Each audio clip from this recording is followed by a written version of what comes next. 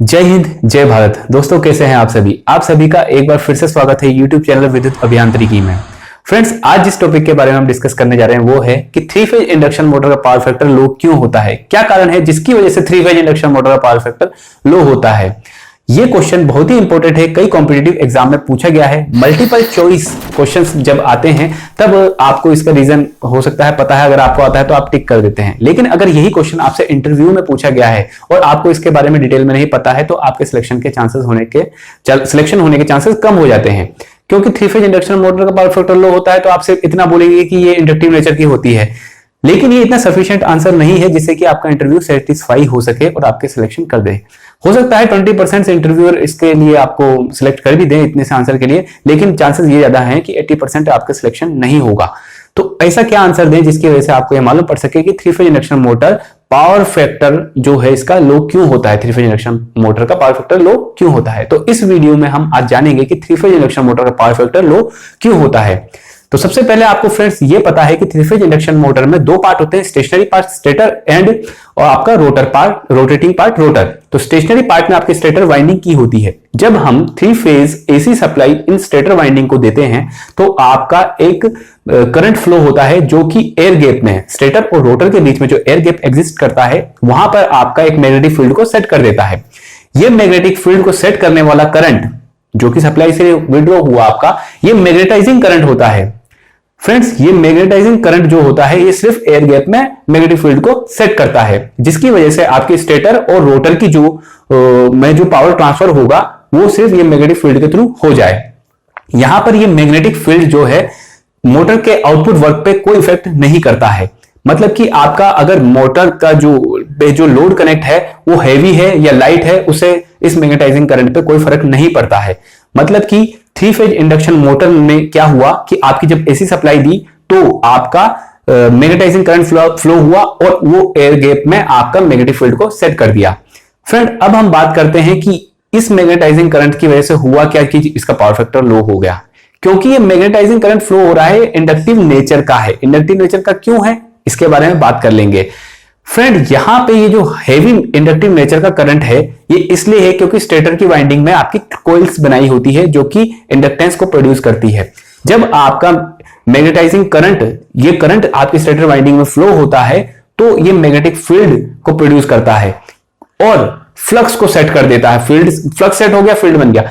लेकिन ये जो आपका मैग्नेटिक फील्ड है ये आपके स्टेटर वाइंडिंग में एक रिएक्टेंस को प्रोड्यूस कर देता है। ये रिएक्टेंस कहां से आया? ये रिएक्टेंस प्रोड्यूस हुआ जब आपका थ्री फेज एसी सप्लाई दिया था और मैग्नेटाइजिंग करंट आपका फ्लो होने लगा था स्टेटर वाइंडिंग में, तो वहां पे लीकेज फ्लक्स क्रिएट हो गया। लीकेज फ्लक्स कैसे क्रिएट हो गया? वो फ्लक्स जो आपका लिंक नहीं कर पाया आपके रोटर वाइंडिंग के साथ, रोटर के साथ आपका लिंक नहीं कर पाया, वो सिर्फ इंडिविजुअली उसी स्टेटर वाइंडिंग के साथ ही लिंक कर पाया। इसी की वजह से आपका इंडक्टिव रिएक्टेंस बन गया। इंडक्टिव रिएक्टेंस यानी कि इंडक्टिव रिएक्टेंस की वजह से, इंडक्टिव रिएक्टेंस क्या? इंडक्टिव रिएक्टेंस जो होता है आपका एक तरीके का रेजिस्टेंस ही होता है जो कि मैग्नेटिक सर्किट में करंट के फ्लो को, करंट में फ्लो होने वाले चेंज, करंट जो फ्लो होता है उसमें जब अगर चेंजेस आते हैं तो उसको अपोज करता है, वही आपका इंडक्टिव रिएक्टेंस हो जाता है। मतलब कि जिस तरीके से रेजिस्टेंस होता है जो कि इलेक्ट्रिक करंट के फ्लो को रोकता है, उसी तरीके से मैग्नेटिक सर्किट में रिएक्टेंस आपका रोल प्ले करता है मैग्नेटिक फ्लक्स को क्रॉस होने के लिए एयर गैप से रोटर में।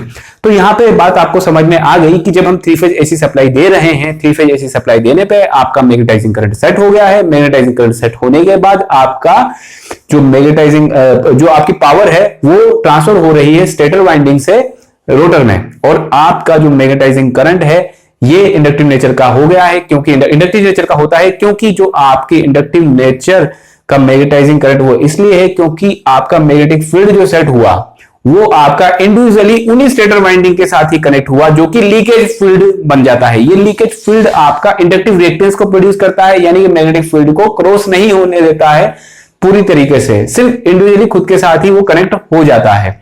तो यहां पे इसका रीजन ये भी है कि इंडक्टिव रिएक्टेंस प्रोड्यूस हो जाता है।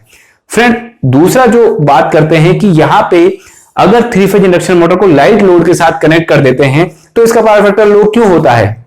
मैंने आपको पहले ये बताया कि मैग्नेटाइजिंग करंट जो होता है, मैग्नेटाइजिंग करंट सिर्फ मैग्नेटिक फील्ड को सेट कर रहा है। अगर लोड किसी भी तरीके का कनेक्ट करें वो तो उसमें फ्लो होगा ही होगा, वो मैग्नेटाइजिंग करंट उसमें फ्लो होना ही होना है, यानी कि एयर गैप में उसने मैग्नेटिक फील्ड को सेट करना ही करना है। अगर बात करें कि अगर हम वहां पे लाइट लोड कनेक्ट कर देते हैं तो भी कोई फर्क नहीं पड़ने वाला है, क्योंकि स्टेटर वाइंडिंग में आपका करंट, मैग्नेटाइजिंग करंट फ्लो होगा, मैग्नेटिक फील्ड को सेट करेगा।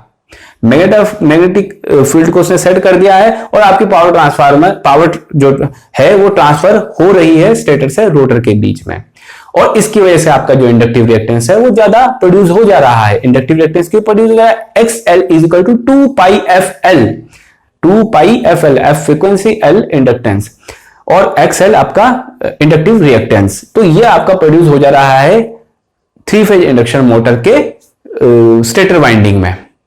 तो आई होप आपको वीडियो में समझ में आया होगा कि 3 फेज इंडक्शन मोटर में जो आपका पावर फैक्टर है वो लो क्यों होता है। एक रीजन ये है इसका।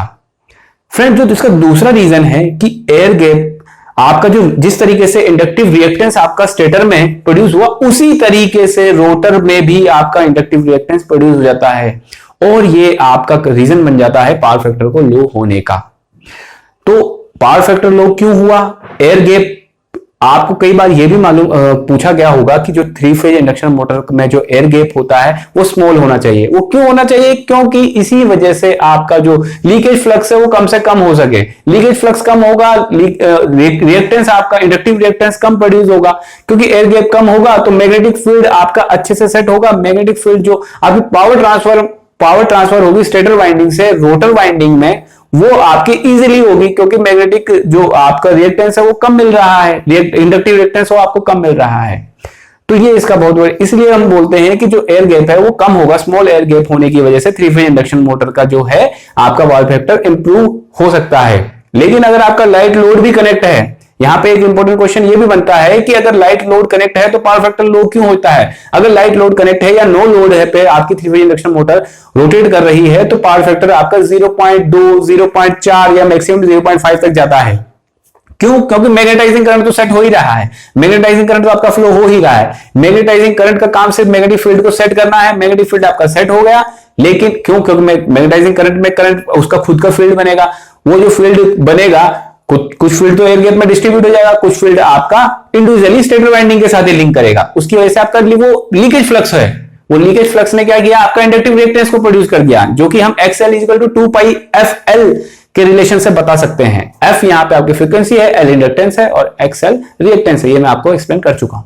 तो फ्रेंड, आई होप आपको वीडियो में समझ में आया होगा कि 3 फेज इंडक्शन मोटर जो है उसका पावर फैक्टर लो क्यों होता है। हम इसको ब्रीफ में देख लेते हैं कि मेन पॉइंट क्या होगा। 3 फेज इंडक्शन मोटर में जो एयर गैप होता है वो लार्ज होने की वजह से 3 phase induction motor power factor low होता है। दूसरा रीजन ये है कि 3 फेज इंडक्शन मोटर में जो इंडक्टिव रिएक्टेंस है वो ज्यादा होता है, मैग्नेटाइजिंग करंट का इंडक्टिव रिएक्टेंस ज्यादा होता है। दूसरा, इंडक्टिव नेचर का होता है मैग्नेटाइजिंग करंट, इसलिए रिएक्टेंस ज्यादा होगा। तीसरा रीजन इसका यह है कि जो आपका 3 फेज इंडक्शन मोटर है वो इंडक्टिव नेचर की है, जो कि आपको पता है। इस वजह से इसका 3 फेज इंडक्शन मोटर का पावर फैक्टर लो होता है। आई होप आपको वीडियो समझ में आई होगी। 3 phase induction motor power factor low क्यों होता है ये भी आपको समझ में आया होगा। अगर वीडियो पसंद आई है तो लाइक कर दीजिए, अगर पसंद नहीं आई, समझ में नहीं आए तो डिसलाइक जरूर कर दीजिए। अगर इस टॉपिक से रिलेटेड कोई भी आपको क्वेरी है, डाउट है, तो मुझे कमेंट सेक्शन में बताइएगा, मैं उसका आंसर आपको दूंगा। Thanks for watching and stay tuned with विद्युत अभियांत्रिकी।